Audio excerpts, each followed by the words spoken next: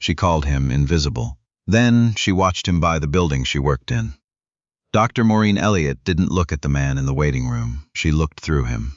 That's the distinction that matters, and it's the one nobody talks about when they reconstruct what happened later. Not past him, through him. The way you look through a window at something more interesting on the other side. The man's name was Caleb Osei. He was 34 years old.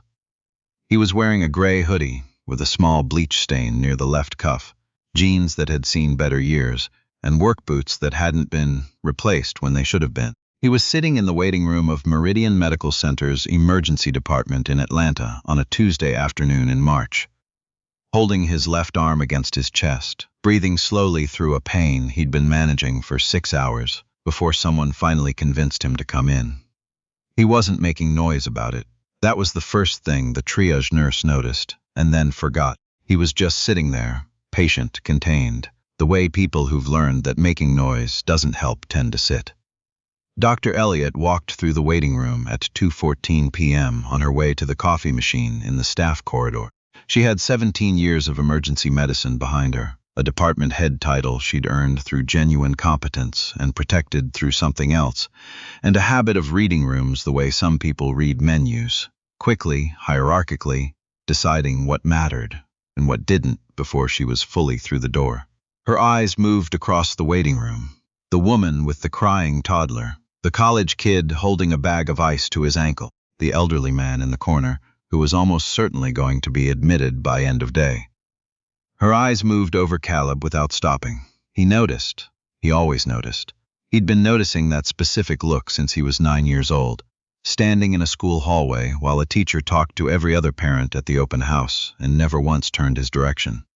He shifted his arm. The pain sharpened. He exhaled slowly and looked at the ceiling tiles and waited. What Maureen Elliot didn't know, what nobody in that waiting room knew except Caleb himself, and 2 people currently on the other side of a phone call he'd made from the parking lot, was that Meridian Medical Center was 6 weeks away from being sold, and Caleb was the buyer. He hadn't come to Meridian that Tuesday afternoon on business. He'd come because his chest had been doing something strange since that morning, something that felt like pressure behind his sternum, and his physician was out of town, and the urgent care clinic near his apartment had a 4-hour wait, and Meridian was 5 minutes away. Simple as that. The richest man in the room had walked into the emergency department of his own future acquisition because he needed medical attention, and it was close. He hadn't told anyone he was coming. He hadn't called ahead. He hadn't introduced himself to the front desk as the CEO of Osei Capital Partners, whose healthcare division had been in quiet acquisition talks with Meridian's parent company for the better part of 8 months. He was just a man in a gray hoodie with a bleach stain on his cuff, holding his arm against his chest, waiting to be seen. The triage nurse called him back at 2:31 p.m. Her name was Dottie, and she was the first person in that building who looked at him like he was a person. His blood pressure was elevated. His pulse was slightly irregular. She flagged it immediately, the way she'd been trained to, and moved him to the front of the line for an EKG. The EKG came back with something that needed a doctor's eyes. That was when Dr. Elliot walked into the exam room. She had his chart in her hand. She hadn't read it closely yet. A 34-year-old male, no listed insurance beyond a standard individual plan, presenting with chest discomfort and left arm pain. She read the presenting symptoms the way she read the waiting room, categorizing, deciding what mattered. She looked at him, the hoodie, the boots, the single bag he'd carried in, the kind of reusable grocery bag people use for everything when they can't afford a real bag for everything. She made a decision in approximately 2 seconds. How long have you been having these symptoms? Her voice was professional, efficient. Since about 8 this morning. Caleb's voice was calm. It was always calm. She made a note. Any history of heart disease in your family? My father had a bypass at 52. Another note. She asked 3 more questions in the same efficient tone, checked the EKG readout, and then said the thing that would follow her for the rest of her career. I'm going to have a nurse come in and go over some discharge instructions with you. Given your presenting symptoms, I'd recommend following up with a primary care physician in the next week or so. Try to reduce stress. Watch your sodium intake. Caleb looked at her. You're discharging me. Your vitals have stabilized somewhat. My EKG flagged an irregularity, a beat. There are some minor variations, yes. At your age, with your overall presentation, I don't believe they rise to the level of, with my overall presentation. Caleb repeated the phrase the way you repeat something when you need the person to hear what they just said. Elliot's jaw tightened slightly. Mr. Osei, I understand this can feel alarming. But statistically, my father's first cardiac event looked like stress and poor diet, too. His voice still hadn't risen. It was the most unsettling thing about him, then and later, that his voice never rose. His cardiologist missed it for 4 months. He was 49 years old. Elliot's expression shifted. Something that might have been doubt or might have been irritation at being questioned crossed her face and disappeared. I'll have the nurse go over discharge instructions. She left. Caleb sat in the exam room for a moment. The paper on the table crinkled when he shifted. He looked at the ceiling, a different ceiling than the one in the waiting room, same institutional white, and made a phone call.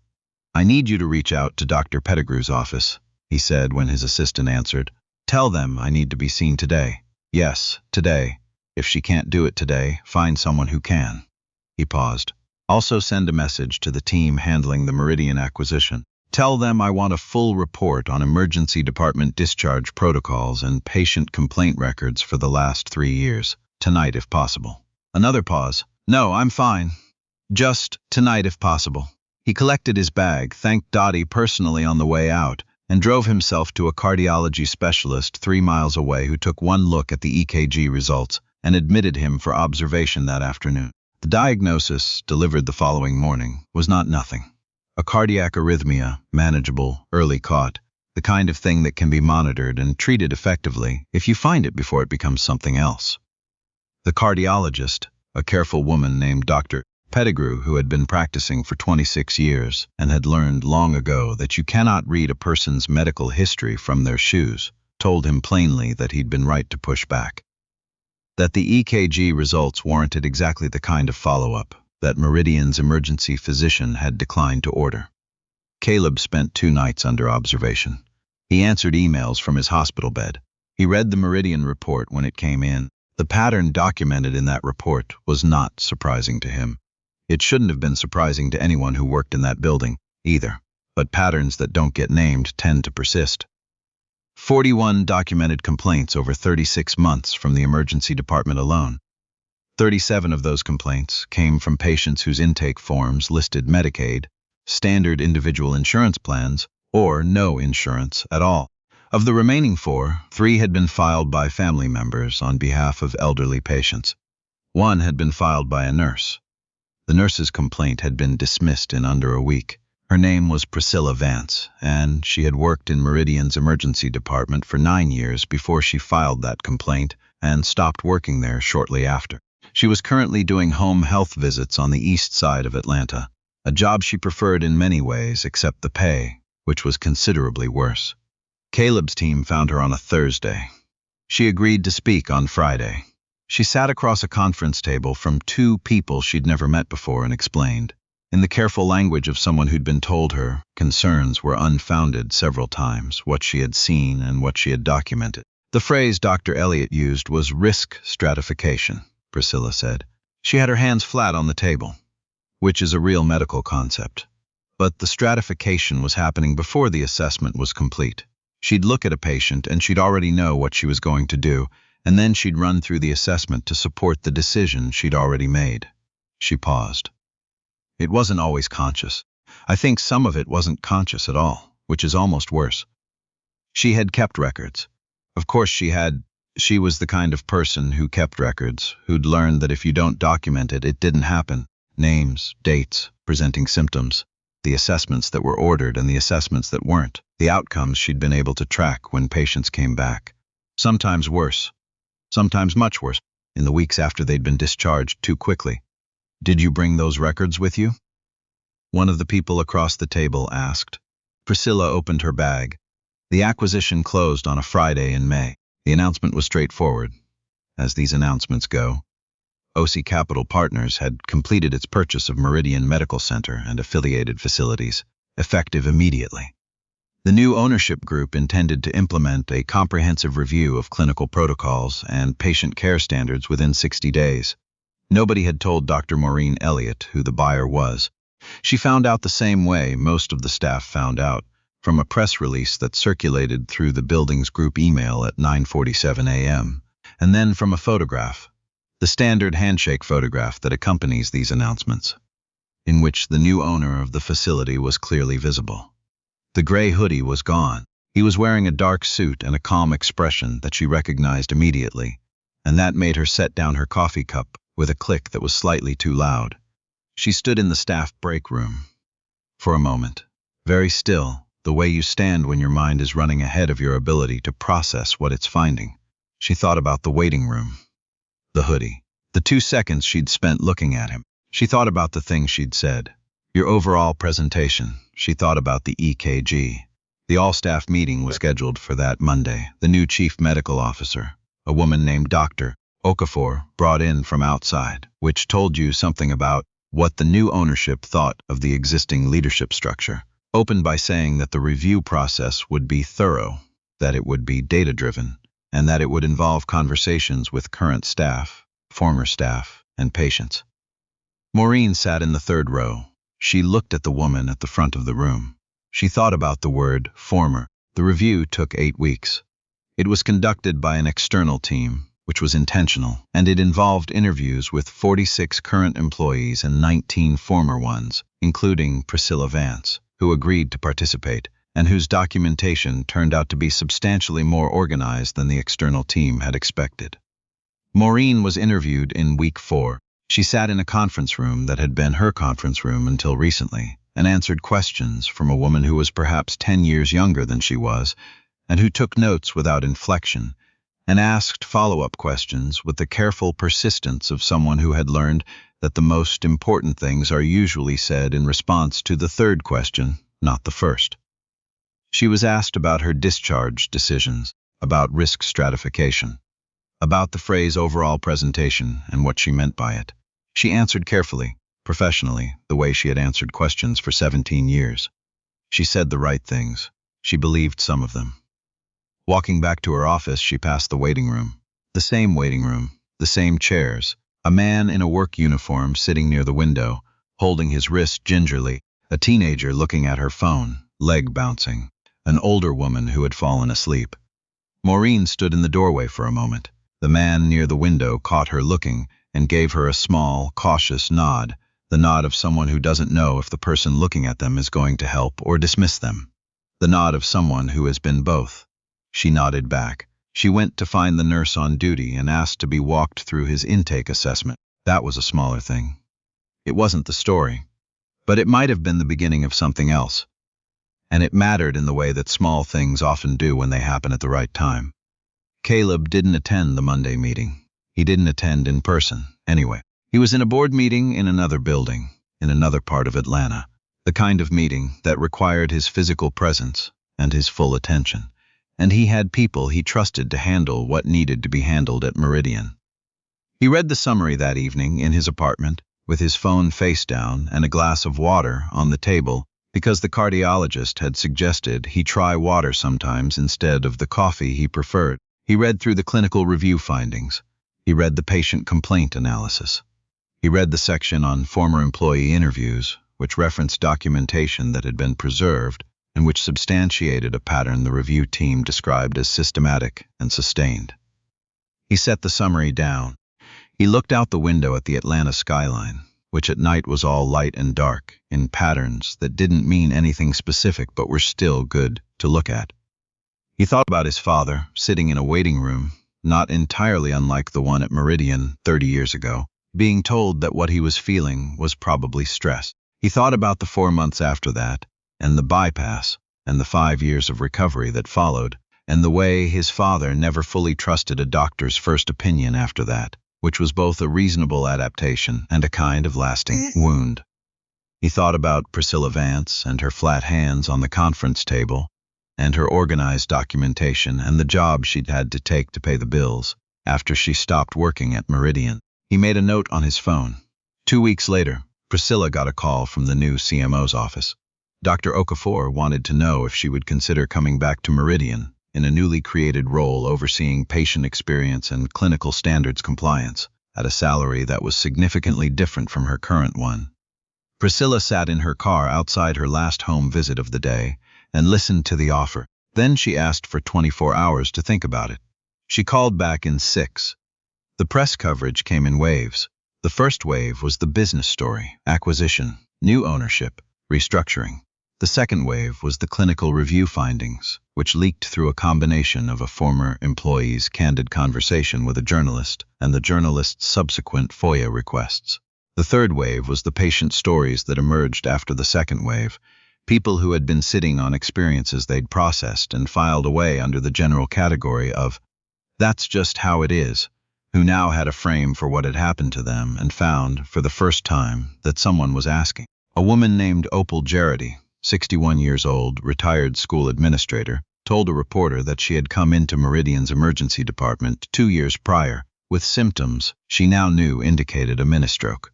She had been discharged with a recommendation to reduce stress and follow up with her primary care physician. She had not had a stroke that time. She had come back 6 weeks later with a second event that was more serious, and a different physician in the same emergency department had finally run the tests that the first visit should have prompted.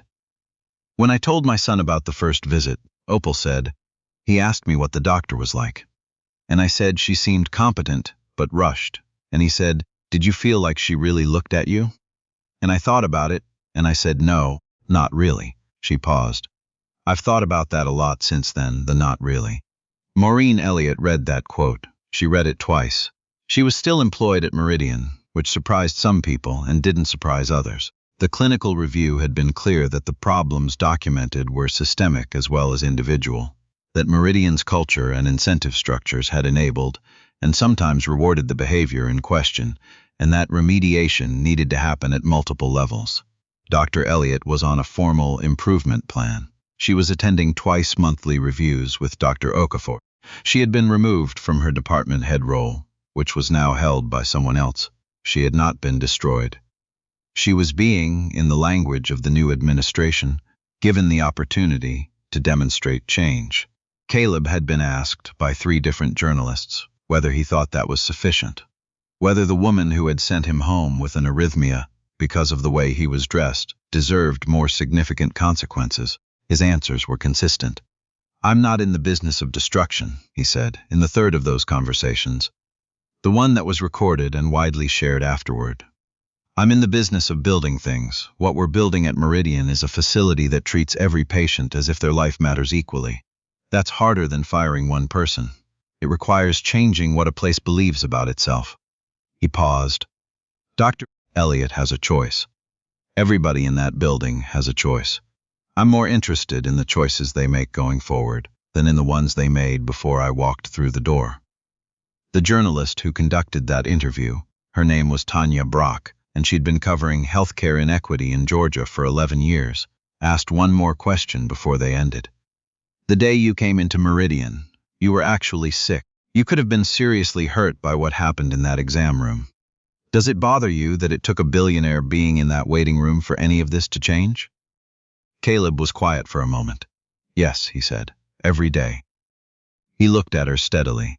"That's why we have to build something that doesn't depend on who's in the waiting room. Because most people who sit in that chair don't own the building. They're just trying to get help."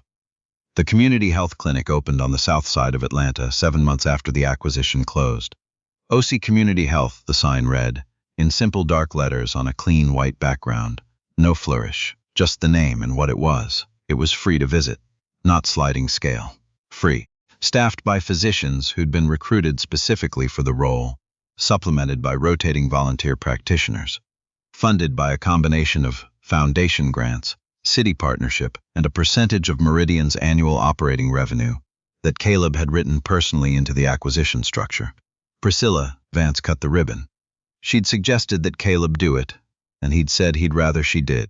It was her documentation that had made the systematic case. It was her 9 years of watching and recording and refusing to let things disappear that had given the review team something to work with. She stood in front of the building on a warm Saturday morning, with the scissors in her hand and a crowd of people behind her that included former patients, community leaders, a few local journalists, 2 city council members, and Opal Jarity, who had brought her son. Caleb stood to the side, slightly back from the group, same work boots. He'd kept the gray hoodie somewhere, not as a statement, just because it was a perfectly good hoodie, and he'd never been the kind of person who threw things away before they were worn out. He watched Priscilla cut the ribbon. He thought about his mother. She had worked 2 jobs for 11 years to make sure he and his sister had what they needed, including the kind of consistent medical care that she herself had often gone without. She'd told him once, when he was maybe 13 and furious about something that now seemed small, that the answer to being underestimated was not to prove people wrong. It was to build something that made the question irrelevant. He'd been building toward this for a long time. Tanya Brock found him at the edge of the crowd. She had her recorder off. This wasn't for a story. Or maybe it was, but not yet. "How does it feel?" she asked. He watched the doors of the clinic open for the first time. A woman walked in with a child on her hip, an older man behind her, moving carefully, a teenager alone, looking who was greeted immediately at the door by a staff member who smiled at him, the way Dottie had smiled at Caleb in the triage room at Meridian, like he was a person who had arrived and mattered. "Like a beginning," Caleb said. Tanya nodded. She looked at the building. Your mother would be proud. He didn't answer right away. She used to say, "Don't carry what hurts you like it's a weapon. Carry it like it's a map." He paused. "I've been trying to figure out where it was pointing for a long time." He looked at the open door. The woman with the child had sat down inside. The teenager was being walked toward an exam room by someone who kept talking to him, kept making eye contact, kept treating him like someone whose time and discomfort and fear all mattered. "I think this is where it was pointing," Caleb said. Maureen Elliot did not attend the opening.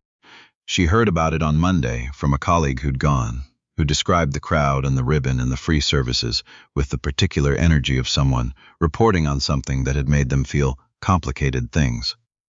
She sat in her office that Monday afternoon and pulled up the photo from the opening that someone had posted. Priscilla at the ribbon, the crowd behind her, Caleb at the edge with his hands in his pockets. She looked at the photo for a long time. Then she picked up her phone and called Dr. Okafor's assistant. She wanted to know if there was any way, she said carefully, to get involved in the community outreach efforts, volunteer hours. Whatever was needed. The assistant said she'd pass the message along. Maureen didn't know if that would mean anything. She didn't know if the message would be passed along or received or welcomed.